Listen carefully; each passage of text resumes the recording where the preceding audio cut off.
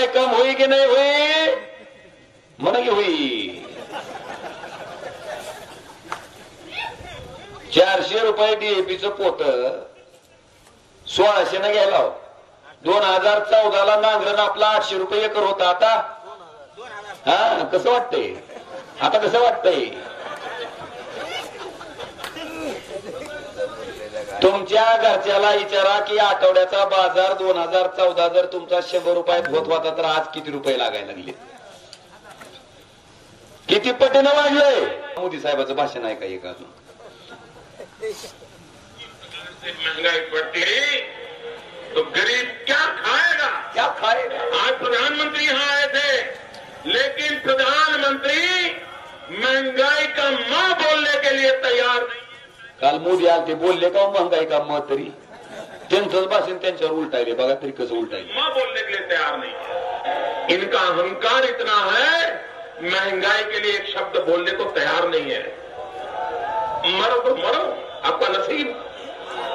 अरे गरीब के घर में चूल्हा नहीं जलता है, बच्चा रात रात रोता है, माँ आंसू पी के सोती है, और देश के नेताओं को गरीब की परवाह तक नहीं है. ये गरीबी का हाल कर दिया है. 4 तारीख को वोट करने जाए तो जरा घर में जो गैस सिलेंडर है ना, उसको जरा नमस्कार करके जाइए.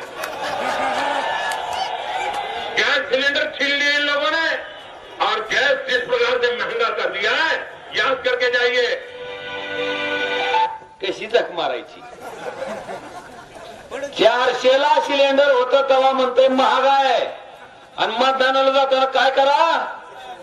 पाया पाडा सिलेंडरच्या मग जावा. आता 400चं कितक्याला गेलंय?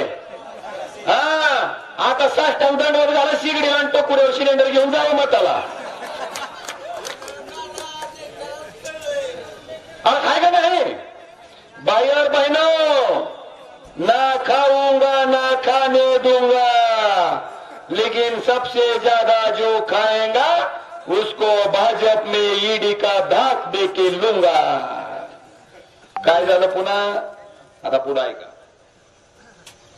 एनसीटी पर भी करीब 70,000 करोड़ रुपए के घोटालों का आरोप है.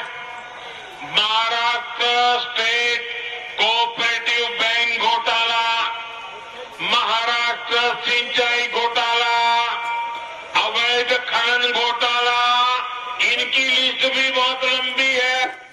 कशी जख मारायची. 70,000 कोटीच्या घोटाळ्याचा आरोप अजित पवारांवर. तीच अजित पवार 5व्याच दिवशी त्यांच्याच मंत्रिमंडळात त्यांच्याच आमदाराच्या पाठिंब्यावर उपमुख्यमंत्री. खातं कोणचं?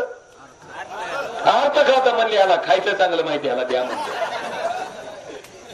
ही परिस्थिती आहे. 70,000 कोटीच्या घोटाळ्याची चौकशी बंद, आणि तिकडे केजरीवाल विरोधात आहे, तर त्याला कुठं घातलंय?